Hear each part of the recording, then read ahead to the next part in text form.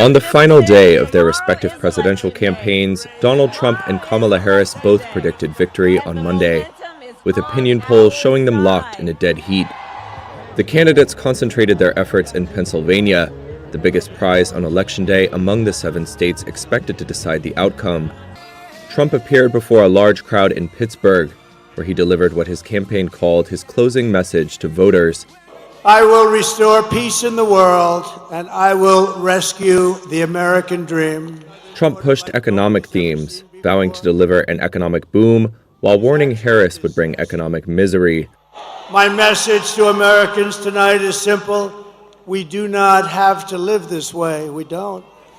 Trump's frantic Monday schedule also included stops in the battleground states of North Carolina and Michigan before returning to his Florida home Monday night.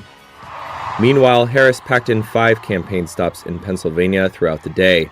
In Allentown, she appealed to the city's sizable Puerto Rican community after a comedian at a Trump rally last week made racist comments about Puerto Ricans and other minority groups.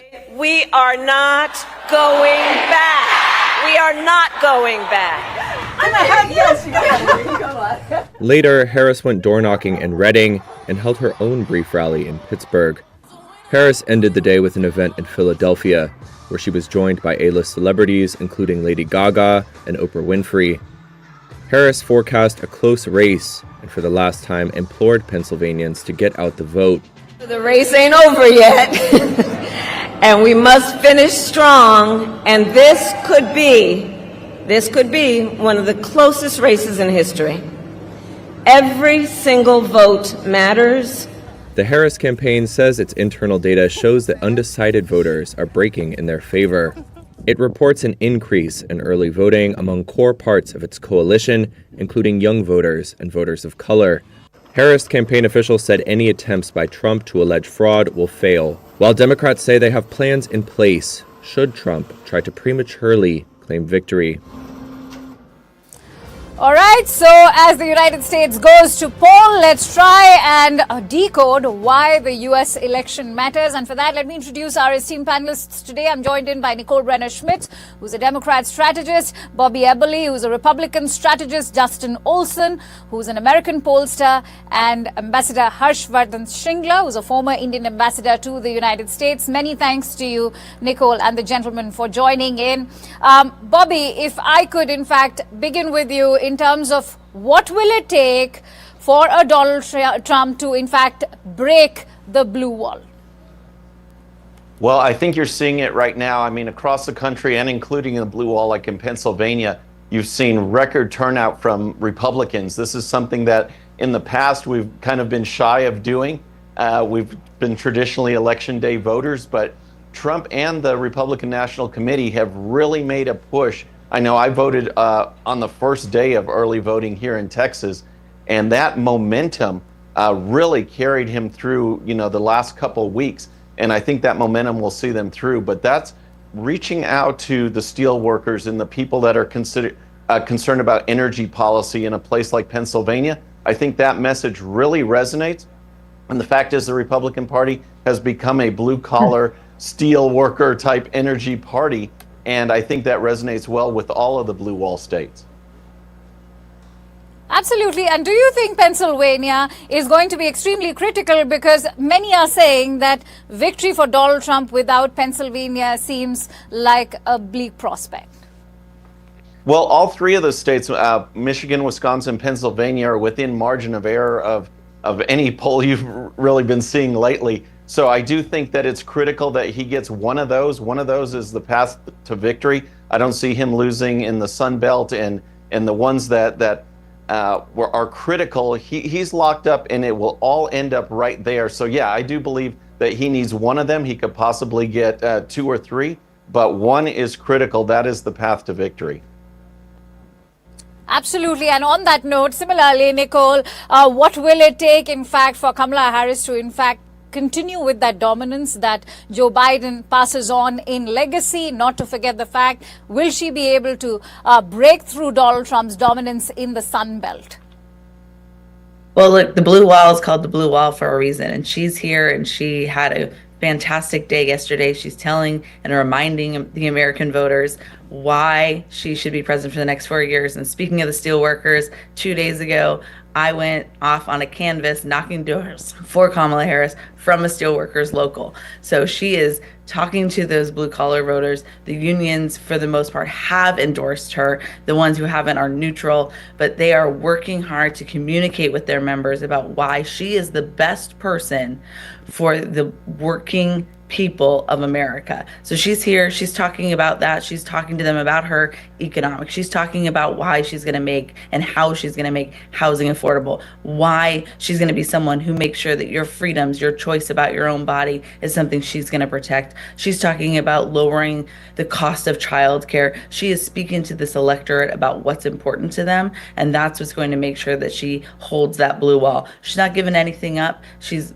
traveled the country, she's hit the Sun Belt, but the reality is when you're counting electoral votes, what Bobby said is true. That blue wall is so crucial and so important, and that's why you saw her spend the last final days here.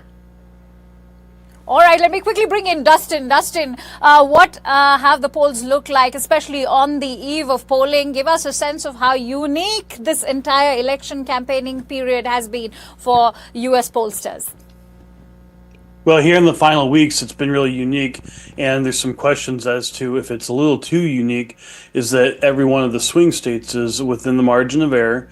They're all, even like 2 weeks ago, they were all within 1%, which is unusual. It would be, if you look at the odds of that, it's one in some number with like 17 zeros on it. So that's unusual. I think there is herding going on in the polling where you have a lot of pollsters trying to hedge their bets and maybe waiting so that they can get close to a dead even result. But it could also just be that it truly is dead even, which means that it doesn't really take much of a polling miss or even really a polling miss. It could be all within the margin of error, and you could have all the swing states go towards one of the candidates, and they could have a narrow landslide, either Harris or Trump. So that's what's unique about this election. You're talking about the blue wall states. There's definitely been a cracking in that in the last few weeks. It appears that Harris might have been able to slow some of that, but I do expect that there could be at least one of those states would fall, and that would be a big deal. One place I would look if I was the Trump campaign is I would be a little bit concerned about North Carolina. That's one of the Sun Belt states. I think there's a little bit of weakening that's happened over the last few years. So, it really could, it's anybody's guess.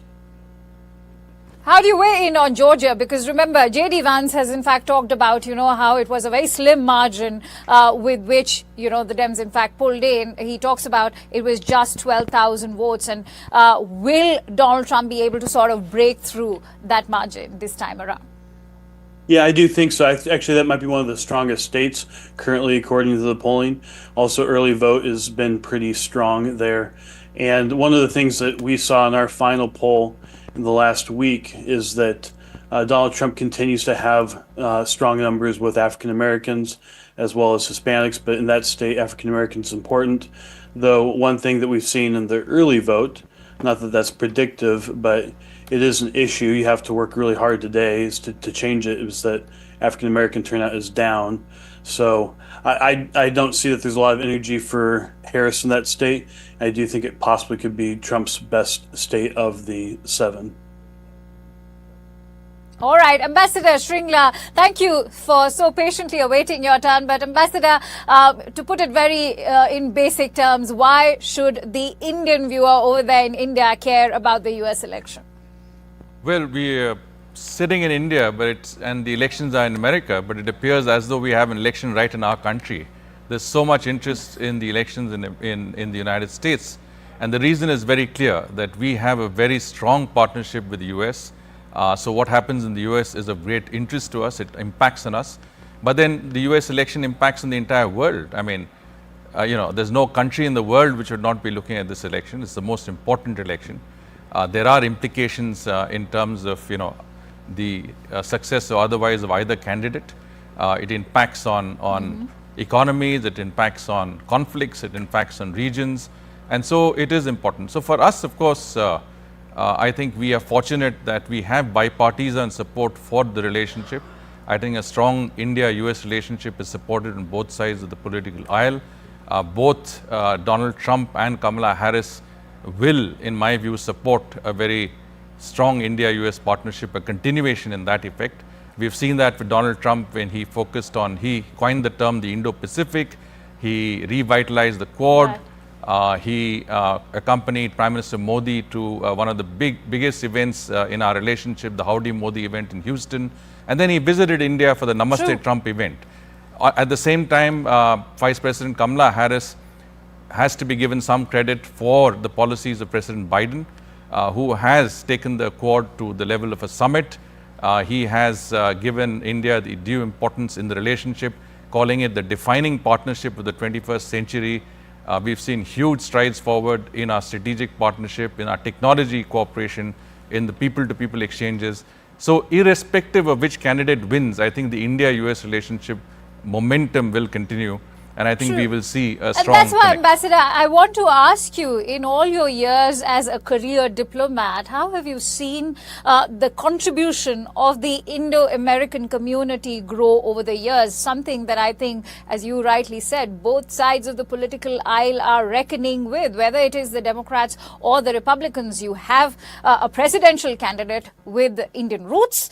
On the other hand, you've had Republican presidential candidates like a Nikki Haley and even a Vivek Ramaswamy, not to forget Usha Vance also, J.D. Vance's wife. If he becomes the vice president, stands the chance to become the second lady of the United States. Absolutely. I think the American Indian community has been instrumental in taking the relationship forward.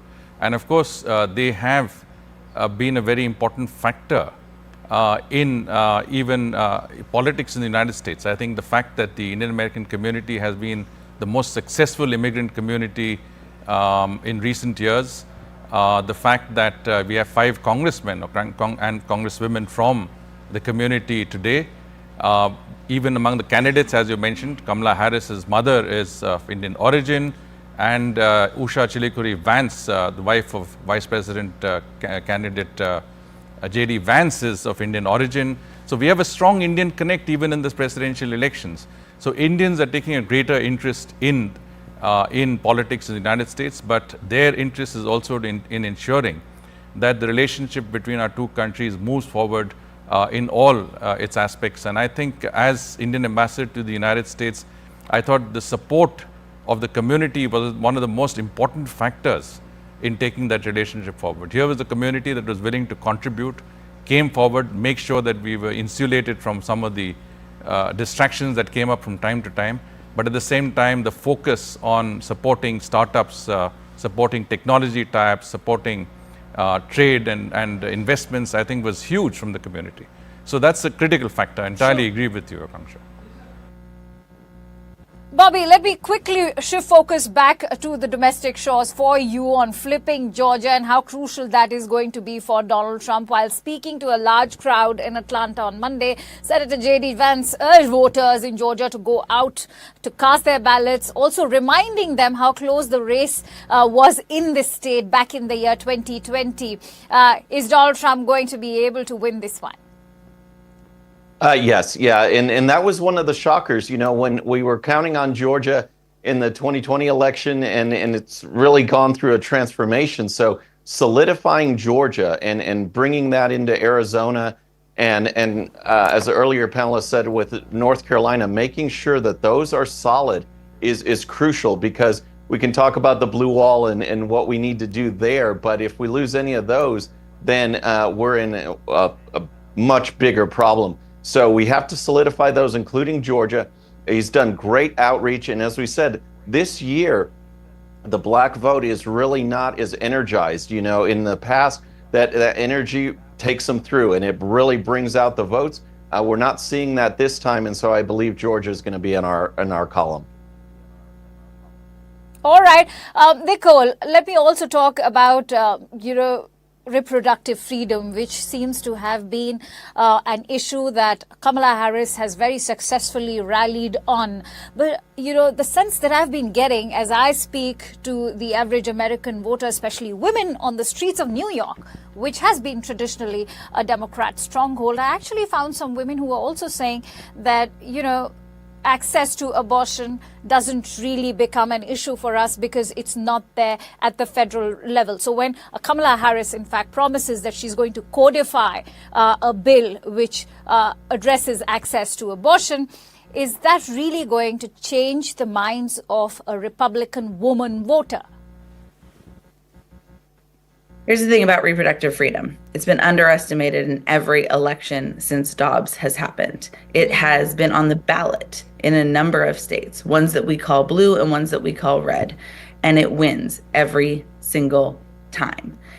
This is a factor for women in this election. Is it the only thing that they will vote on? No. They have a plethora of priorities, the economy, yes, their children's yes, safety, yes, right? But it is a factor, and we have seen it move women across racial boundaries, across economic boundaries, and bless the women of New York because they are protected and have that ability in their state to do it right now. But everybody knows that Donald Trump claims victory for repealing Roe. He talks about it himself. He appointed those Supreme Court justices. In his words, nobody thought it could get done. He got it done. And it is not the end of the road. You've seen Clarence Thomas, who's a Supreme Court justice, talk about going after birth control. We're seeing states take it to a level with IVF. We're seeing possibilities of could women be criminalized. We're seeing the consequences. Right. We're seeing women die because doctors are afraid to give them the medical care that they need, and they're sitting in parking lots. People across this country are seeing the real life ramifications of this. And we know from the current Speaker of the House, Mike Johnson, that he wants to move a federal bill. So women don't trust that that will not happen. So it is an important Very part interesting. What they're factoring in for their vote. And it is something that Kamala Harris is winning on. And it is the motivating factor for why we are going to see the largest gender gap in an election that we've ever seen. You know, in fact, many journalists have been talking about it, that this is not just going to be a vote for a woman, but this is going to be a vote for women, because high time they see a woman in the Oval Office. I'm going to take that discussion forward with Leigh Waldman of CNN, who's joining me live from Washington, D.C. He covers Kamala Harris, and he's been tracking her election campaigning as well. Many thanks to you, Leigh, for joining in. Of course, as we've been discussing, take this forward for us. What are the issues that are giving Kamala Harris that edge over Donald Trump, especially in key battleground states? Well, some of the issues that Kamala Harris has been running on throughout the duration of her campaign are women's rights and reproductive rights. That's kind of been the center of her campaign. It was front and center in a massive rally that she held in Houston, Texas. Texas is not a battleground state, but it is a state with some of the harshest abortion access across the entire country. That's why she decided to hold the rally there. It's become a key issue for her, and that's why she decided to hold the rally there. Another issue that she is decided to run on is the issue of fighting for the middle class and also fighting to make housing more affordable. She's decided to promise up to $25,000 in down payment support and a $10,000 tax credit for first-time home buyers. She is also fighting to stop price gouging. She said this is something she did as a prosecutor, and it's something she has promised to do if she is elected as president. How has Kamala Harris's campaign style differed, especially when you compare it to that of Donald Trump's? Well, it's been vastly different, especially in the past 48 hours. If you look at how her messaging has changed in the past 48 hours, she has stopped mentioning former President Donald Trump by name completely. She is simply focused on how she will act as president if she is elected, saying she will go into the highest office in the land with a to-do list, and she will invite everyone to the table, especially those who disagree with her. She invites all of those people to the table to have a discussion discussion so that everyone can have free-flowing ideas. And she will come to the office with a to-do list so she can tackle all of the issues that are most important to the American people. She says she will be a president for all American peoples, and that is what she will bring to the table today as she conducts radio interviews from Washington, D.C., trying to sway those key undecided voters. She said it is a time to end divisive politics. That was her message yesterday as she conducted those rallies in the key battleground state of Pennsylvania all throughout yesterday. It's vastly different from what we heard from former President Donald Trump. His messaging yesterday in key battleground states across the country, he called Nancy Pelosi, stopping short of calling her the B word. His running mate said it's time to take out the trash, referring to Vice President Kamala Harris as trash. Very different messages and very different rhetoric from these two candidates. All right. Now, which states have been extremely critical for Kamala Harris's issue of reproductive freedom?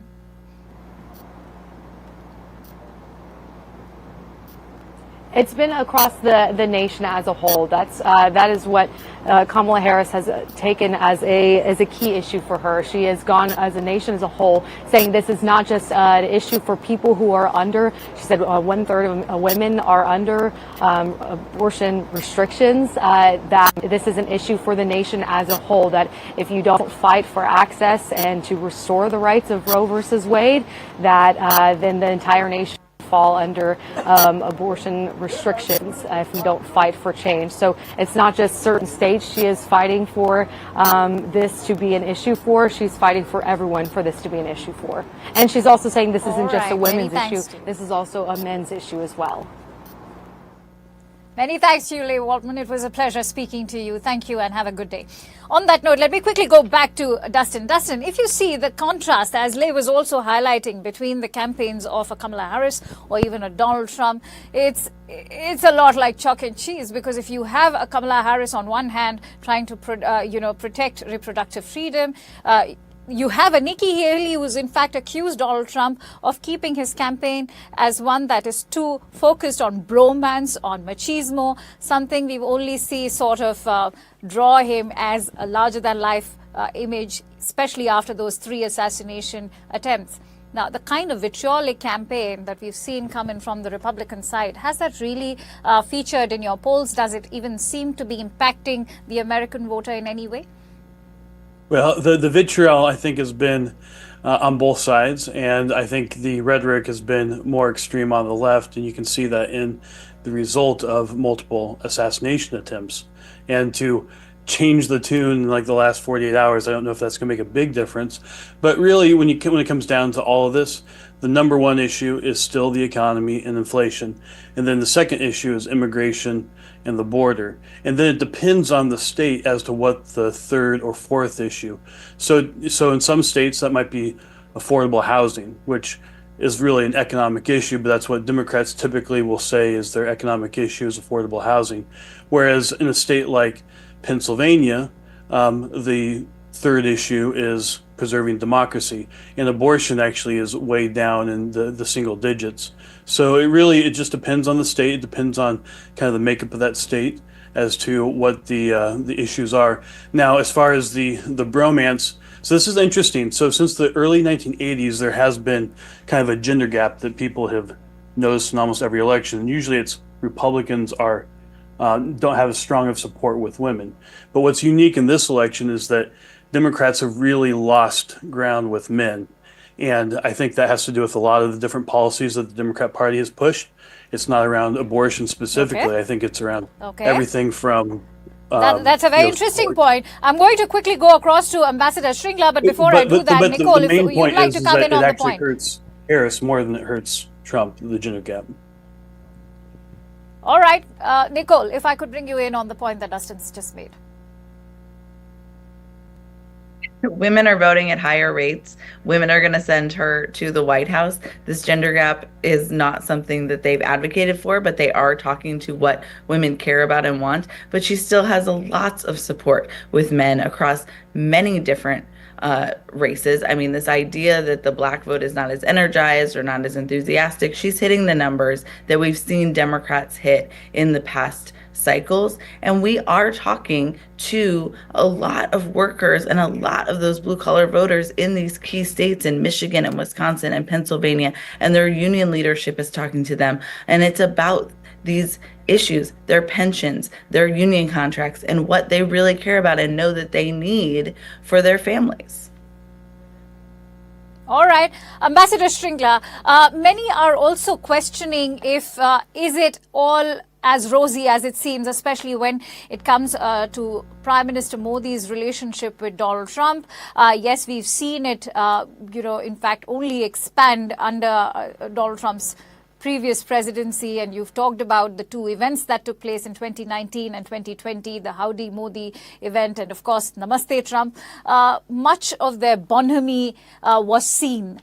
But let's not forget that Donald Trump's also talked about India being abusive, especially when it comes to our trade partnership. He's called India a tariff king. What can one expect if Donald Trump were to take over the White House? Because many are saying that you can only expect the status quo to continue if there is a Kamala Harris in the Oval House. But will that status quo remain in place if a Donald Trump comes in? Well, first of all, let me say that the India-US relationship depends a lot on the relationship between the principals, between the President of the United States and the Prime Minister of America, because they drive the relationship. And it's because America has an executive presidency system, and you have a strong Prime Minister in India in the form of Prime Minister Modi. So Prime Minister Modi has had a very good relationship with President Obama. He's had a great relationship with President Trump. He has a good relationship with President Biden. And he has very good relations with Vice President Kamala Harris as well. And these are the factors that have driven the relationship, and I think this factor will continue to drive the relationship. Now, coming to your question about President Trump, I was, ambassador during the Trump administration, Yes. and I've Yes. seen firsthand the connect between President Trump and Prime Minister Modi. I think President Trump is someone who has a great deal of respect and admiration for Prime Minister Modi, and it is mutual in both senses. And of course, I must add that Prime Minister Modi also has a great connect with Vice President Kamala Harris. I mean, they met, and I was fortunate again to be part of that meeting in September 2021. And both the dynamics and optics of that meeting was absolutely outstanding.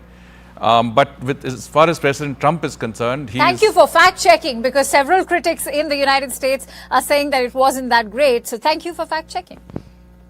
My view, which is, in my view, first-hand. I mean, it's not a second-hand view. Yes. If you look at the fact that President Trump has also talked about tariffs, but at the same time, he's focused on a free trade agreement.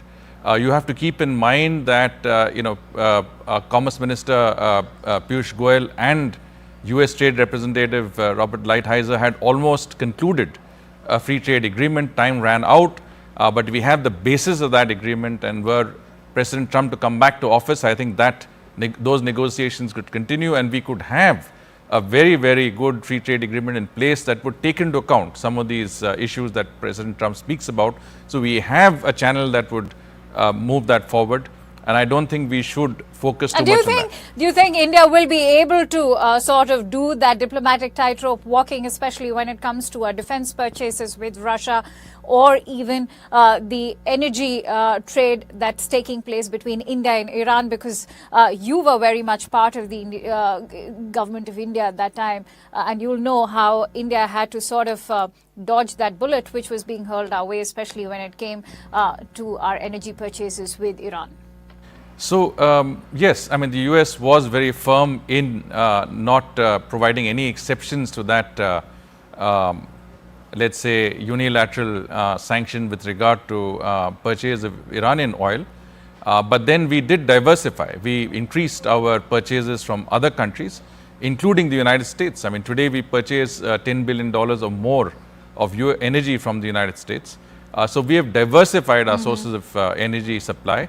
And I think that's good for us. I mean, depending too much on the Gulf for our oil supplies is not, in our interest.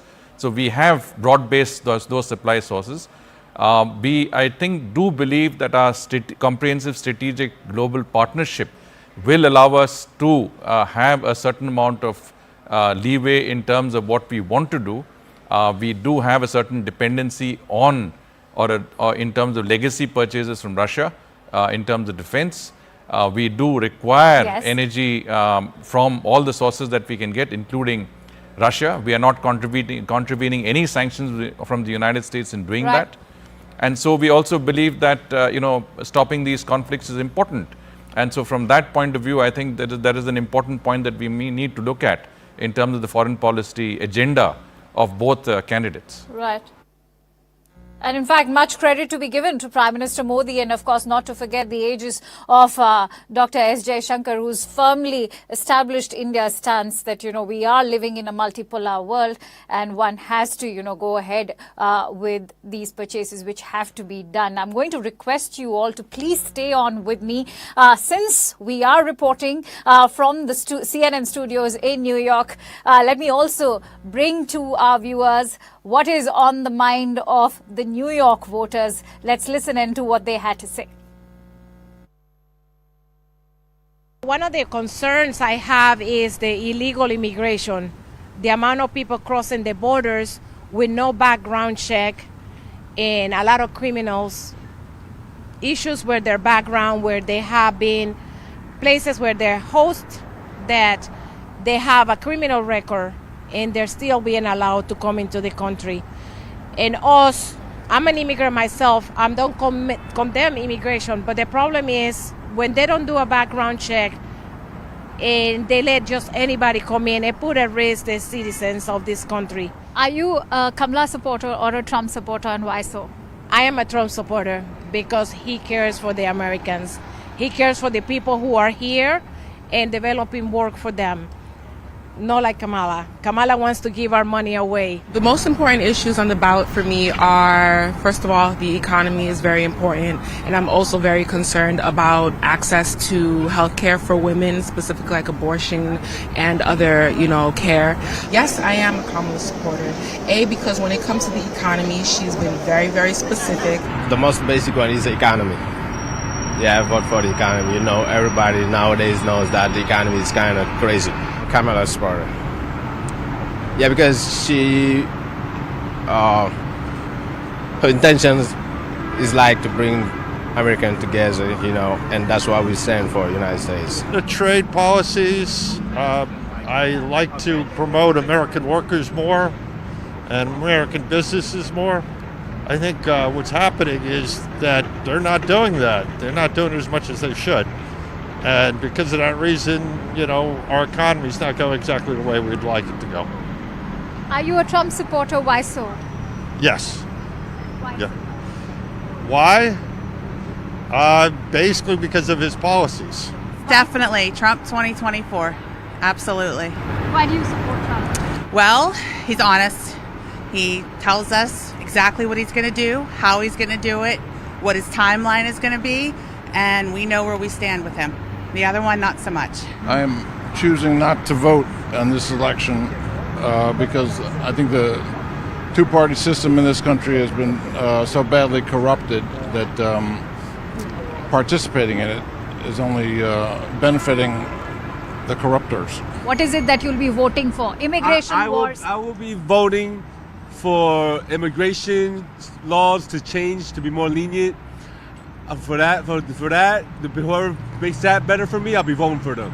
But I'm going for Pence, which is Donald Trump, which is my father. I love him. All right, so you heard the issues over there. And of course, the economy seems to be featuring right at the top. On that note, let me quickly bring in Nicole. Nicole, if you heard, economy is featured in the majority of the reactions that we managed to garner over there. And that's why I want to ask, Kamala Harris in all her election campaigns has always spoken about, protecting what America stands for. And that's, of course, also addressing the freedom that the country brings, the democracy that it stands for. So for choosing to stick to the message of protecting democracy and not focusing so much on economy, is that giving Donald Trump an edge, who's of course out and out established himself as a very shrewd businessman who, when even dealing with other countries, says that he's striking deals? I mean, look, she can walk and chew gum. We are talking to the American electorate about a number of issues that they care about. Democracy is important, and we do find it to be a motivating factor. But she also talks about the economy. And I think, as Dustin noted, what the economy encompasses can be a lot of different things. When she is talking about being able to afford buying a house, that is the economy. When she is talking about being able to have Medicare cover the costs of your senior parents getting their health care, that is both healthcare and the economy. When we are talking about your kids being able to attend a good, safe school and have a good education, that is the economy. And when she is talking about corporate price gouging and inflation, that is the economy. It's such a big bucket, and so many things fall under it and also can be categorized as other issues. She is speaking to the people of America about what they care about, which ultimately is, can I work at a safe place for a day and be able to also live a life where I can go on a vacation, where my kids are in a crime-free neighborhood, where I can have them walk to the school that's giving them a good education? Can I make choices for my family and for my body without the government interfering? And the Harris campaign is saying, yes, you can, and here are our plans for that. All right, Bobby, let me quickly bring you in. Instead of focusing on the economy, how much has in fact Donald Trump managed to do that? He's of course constantly attacked Kamala Harris for the promises that she's making, but also spoken about immigration becoming a major issue. Whereas, it's been proven through records that, maximum crime that's taking place in the United States is done by U.S. citizens, and yet he chooses to in fact hold immigrants responsible for it. Well, I mean, there's no doubt that I think there was a stat this summer that said that the majority of crime in Manhattan over the summer was done by illegals. The influx, this open border policy, has been so detrimental to the U.S. economy, to safety, to all of those issues that people, if you talk about the economy, border crime, they all mesh together. I mean, this is about jobs. This is about safety. This is about our American way of life. And the open borders policy is something that is rejected across the board for, working men and women across this country. It's hit the Hispanic community here in Texas in a major way, because when the cartels come in, and you're talking about gangs and sex trafficking, where are they going to establish their home bases? They're going to establish those in Hispanic communities, not just along the border, but in Houston, Dallas, San Antonio, and other states and other cities. And those communities do not want that. So they are rejecting these illegal immigration, the open borders policy, more than anybody. And that's why you see Hispanics moving toward Donald Trump in a major way. But it's important to talk about that. And it's important to talk about the economy and all these issues that are driving. One thing on the abortion, I just want to come back to that a little bit, because it'll be interesting to see as the election results come in. I'm on the polar opposite of where Nicole is on the issue, but the political analysis was right on, because ever since Dobbs was handed down, when you see the state initiatives, they fail over and over again, and we happen to have those in a number of states this time around. Will people vote the same way in the presidential race as they might on that issue, considering how we've seen it go in other states? Or will they disconnect those and still vote for the border economy and crime? I think that's the way to go. I think the issue feels a little more recycled this time rather than talking about those. But you still can't ignore the fact that ballot initiative All right. after ballot initiative has gotten the Democrats I need to wrap up the excited. discussion, and before I do that, I'd like to quickly give closing thoughts to Ambassador Shringla. Ambassador Shringla, much hope is being placed on Donald Trump to end the wars. Do you think there's going to be a change in the overall U.S. outlook towards foreign policy, especially when it comes to the ongoing wars, whether it's Gaza, Lebanon, or even in Ukraine, especially given the fact that if you talk about Gaza and the Israeli operation over there, he's also depending on the American Jewish voters?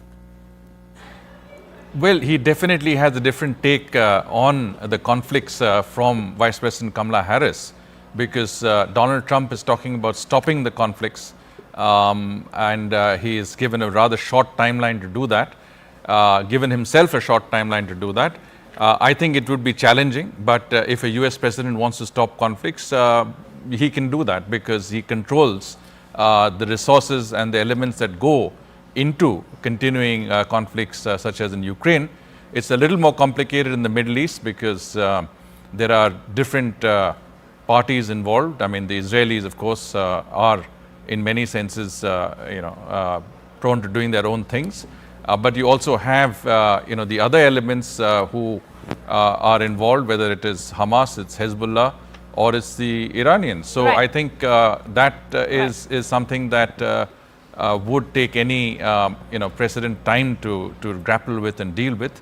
The Ukraine conflict, I think, would definitely involve dealing with your NATO partners, dealing with Ukraine, and of course, reaching out to Russia to make sure that that conflict is brought to an end.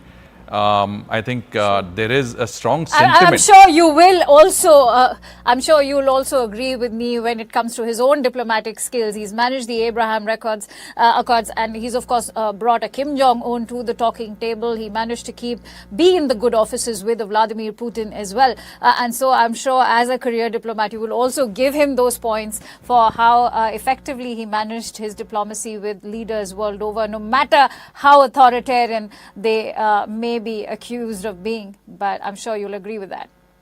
Yeah, it definitely brings in his own style, and it's not a conventional style, and I think that's what gets a few people worried. But he comes in with a fresh approach, and he tries to deal with the heart of the matter. And that doesn't mean to say that Kamala Harris will not deal with it in the way that it needs. Yes. But I think Trump is a known commodity because he has been president for 4 years. Kamala Harris is less known because she's been vice president, but she supported the policies of President Biden.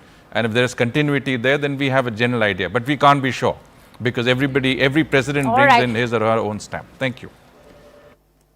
I'm sure we'll have a clearer picture in some days ahead, even if it's not just within the next 24 hours. But many thanks to you all, Nicole and the gentlemen, for joining in on this discussion on race for the White House. And since immigration has been a vitriolic topic of discussion during this election campaigning, remember Donald Trump has in fact attacked several immigrants coming in from the Southeast Asia, but he's also talked about how it is the illegal immigrants who are in fact doing more harm than good to the country. And that's why we in fact went to Chinatown all the way to gauge what is the voter sentiment over there of all those who are inhabiting Chinatown from Southeast Asia. Let's listen to what they have to say.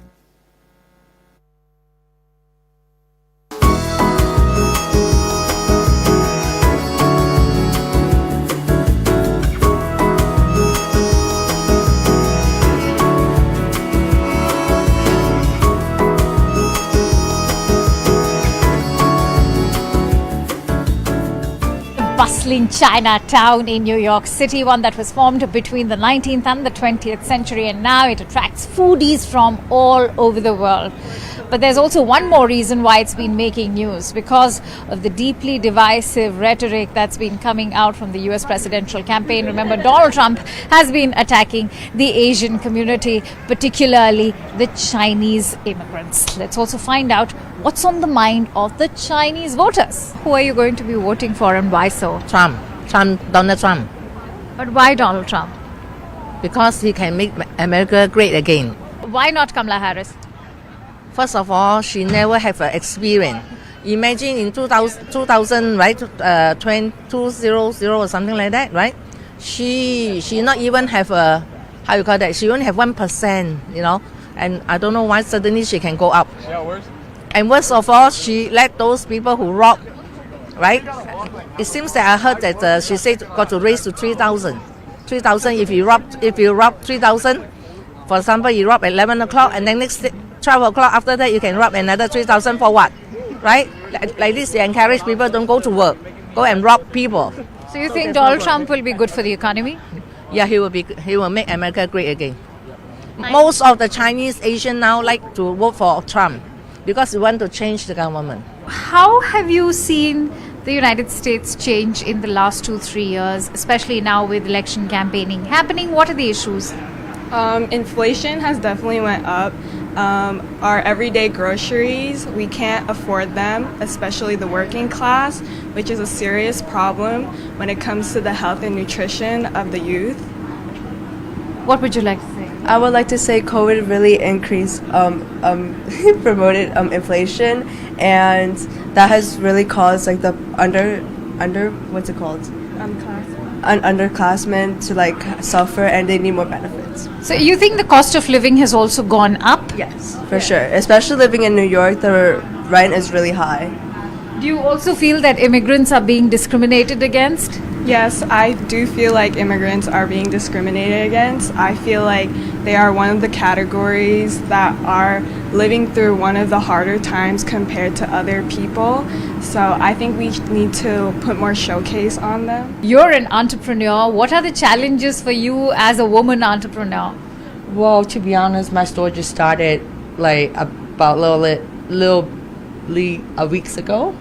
So it does have a lot of challenging because our product is new, and then also with this economic right now in Chinatown, it seems like everything is changing. So we're still trying to adopt the whole environment, you know.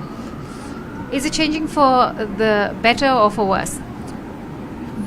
Well, there's a lot of uncertainty, so I'm not quite sure. But then, well, when you walk by the Chinatown neighborhood, back then it's a lot of Chinese. Right now you see the demographics is changing. You do have seen a lot of non-Chinese visiting the neighborhood or living by the neighborhood.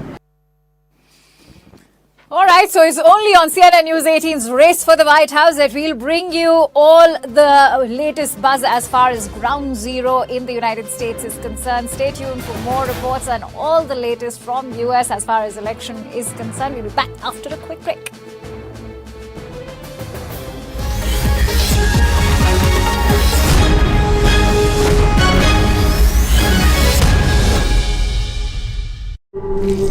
So it's the big election in America between Kamala Harris and Donald Trump. While there is so much interest in India and around the world as to who will become the next president of the United States, it ultimately boils down to a bunch of swing states, some important communities, whether they show up at the vote or not. We'll also talk about the Indian American community, whether they are overwhelmingly Democrat or they split. Let's try and find a little bit more about this U.S. election, which is being closely watched, with Dhruv Jayashankar, Executive Director with ORF America. Thank you very much, Dhruv, for speaking with us. So, big picture, I mean, we're a day away from Election Day. Just how big is this election? What are the stakes? It's a big election. It feels like every 4 years there's a big election in the U.S. It's a very divided polity. Roughly 45% of Americans vote Republican, 45% vote Democrat. And really, it's only about 5 to 10% whose opinion has to be swayed each election. And the divides are quite deep across age lines, gender lines, cultural lines, rural, urban. I think there's a big divide there. So I think this is playing out again as it is every 4 years. What do you think it'll boil down to? I mean, in such a close race, is it the swing states? Is it who's motivated more? Is it anti-incumbency? What's the big X factor? There are lots of X factors, which is what's making it hard to predict. The polls show pretty much a 50-50 split. 7 states will really determine this election. They're called the swing states. I find it hard to believe the winner will not be the winner of Pennsylvania. I think that will be a state that just mathematically, unless many other results go in a very unexpected manner, that's a state that both either candidate will have to win the election. That's the biggest. That's the biggest prize. Swing The margins are going to be very thin. So ultimately it'll come down to voter enthusiasm for the two candidates. Whether more of Trump supporters come out to vote on election day, or whether more of Harris's voters come out. And that will happen tomorrow, and that will really determine the outcome. So, one interesting thing, and I guess in elections past, other than the 2021, one new phenomenon we're seeing is a lot of people are voting early, yes, either by post or by mail-in, by in-person early voting. I think 75 million is the figure that I last checked. That's almost half the electorate. Yes. Is there anything in there for us to know that's perhaps the way in which this election is going? So that has really changed a large part because of COVID. The last election happened during the pandemic, and that led to a lot more early voting. Traditionally, early voting has favored Democrats, and so those are counted later. That suggests that in many states we'll see a blue wave, a Democratic swing later. But it really will depend on a number of other factors. One of the things that's happened this time is this signs that more Republicans are voting early. Okay. So the balance may not be as skewed towards Democrats as in the past. But again, we'll only know after counting is completed. Let's talk a little bit about the Indian American community. There's about 2.5 million of them. Generally they've been sort of Democrat leaning. This time, are you seeing anything different? So traditionally about 2/3 are registered Democrats, about 25% are registered Republicans. There is some indication, there was a recent survey done by the Carnegie Endowment, there's another one of Asian American voters. It suggests that the picture might be a bit more complicated, particularly amongst younger men who might be gravitating more towards the Republican Party. But on balance, I would expect that the majority will still vote Democrat. Tell us a little bit more about the younger men, because it's not just the Indian American young men. We're seeing that amongst them.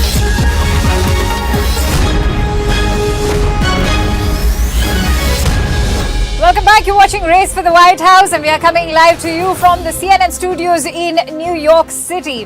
And let me now talk about Donald Trump, a man who was known to be selling the perception of opulence. Someone as a showman, of course, did that. But now Donald Trump is just selling Donald Trump.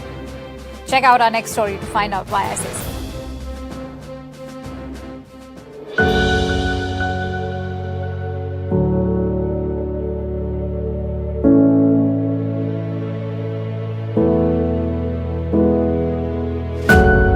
Hey there, I am at the Trump Tower, and as you can see, we are at the store, which is in fact retailing in Trump mementos. Here, as you can see, is the poster of Donald Trump still fighting. That's his spirit. Let's also give you a quick tour of what the store looks like.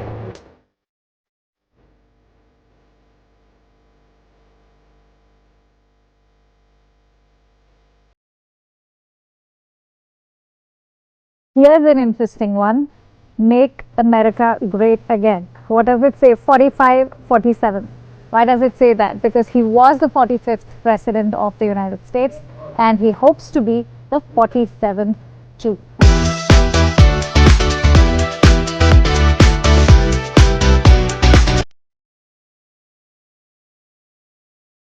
Our most popular item is this rare cap, Make America Great Again, 45, 47. Trump sir himself is wearing the same cap. So that is most popular. Another one is all the t-shirts we are hanging there, that is there, and all magnets, collectible items, all these items, shot glass and collectible coins and everything, all are our popular items. We sell all these items. Has there been a rise in the sale ever since he started campaigning for the presidential race of 2024? Yeah, definitely, yeah. All right. Since last 1.5 years. So what is the sense that you get when people come buying these mementos? What is it about Donald Trump that they love the most? You know, he is a perfect president and people love him. And his ideas are very good. As far as immigration is concerned, he is very good, his idea is. And he is a good president. Before also, he has worked very nicely in from 2017 to 2019.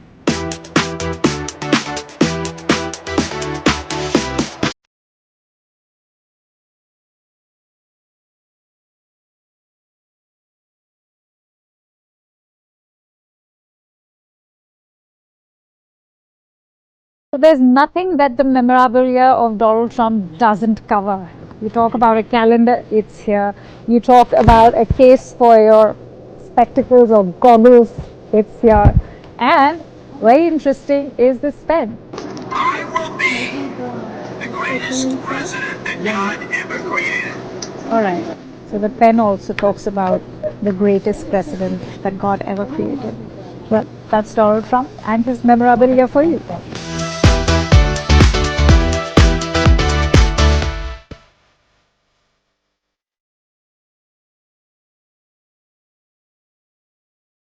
That assassination attempt, who knew, would make it to t-shirts as well. Alright, and that's all I have for you in this edition of Race for the White House. Remember, the United States is going to polls today and the results are expected to be out soon. We'll be back same time tomorrow. Do stay tuned to CNN News 18 for all the latest from the United States.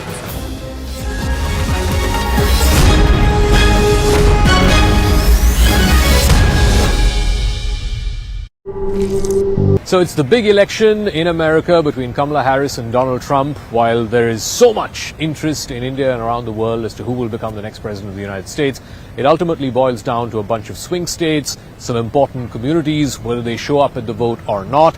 We'll also talk about the Indian American community, whether they are overwhelmingly Democrat or they split.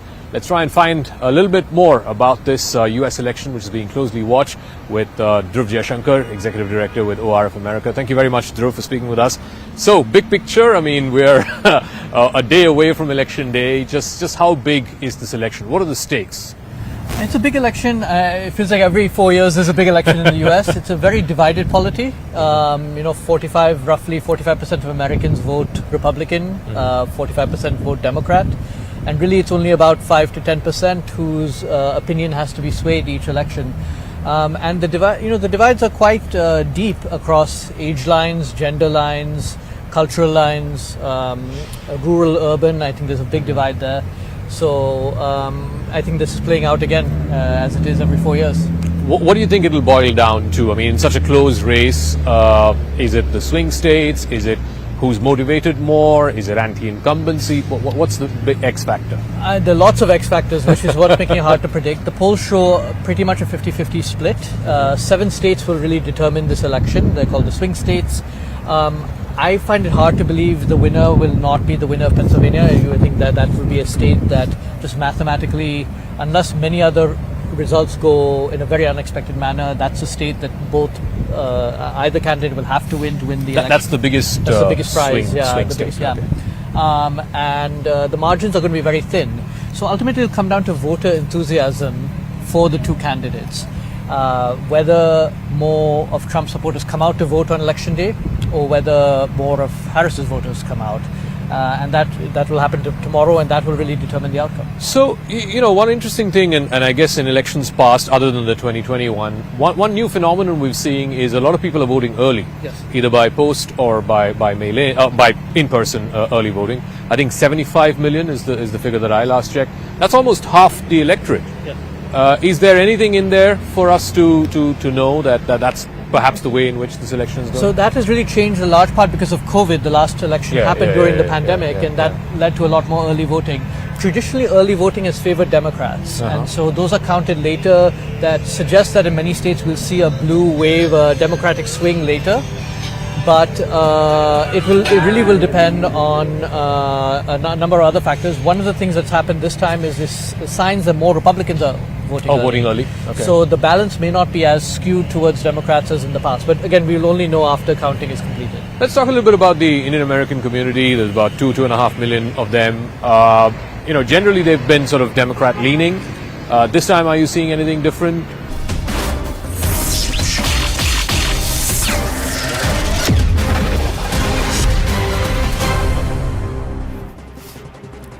Namaste, Jai Hind, and welcome to this edition of The Right Stand. I'm Anand Narasimhan. On the 3rd of November 2024, violent disruptions occurred at Hindu temples in both Brampton, Ontario and Surrey, British Columbia, as Khalistani extremists or K-extremists staged coordinated protests attacking Hindu devotees and provoking altercations. Offensive slogans against Bharat, biased responses by